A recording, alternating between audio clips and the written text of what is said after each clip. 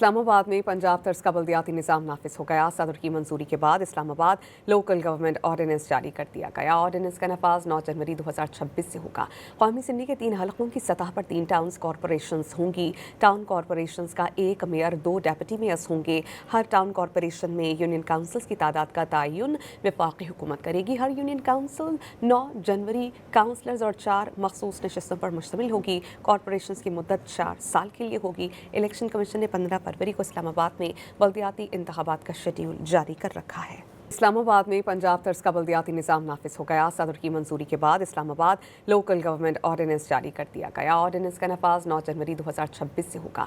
कौमी असम्बली के 3 हलकों की सतह पर 3 टाउन कॉरपोरेशंस होंगी। टाउन कॉरपोरेशंस का 1 मेयर 2 डेप्यूटी मेयर्स होंगे। हर टाउन कॉरपोरेशन में यूनियन काउंसिल्स की तादाद का तयन वफाकी हुकूमत करेगी। हर यूनियन काउंसिल 9 जनवरी काउंसलर्स और 4 मखसूस नशस्तों पर मुश्तमिल होगी। कॉरपोरेशंस की मुद्दत 4 साल के लिए होगी। इलेक्शन कमीशन ने 15 फरवरी को इस्लामाबाद में बल्दियाती इंतखाबात का शेड्यूल जारी कर रखा है।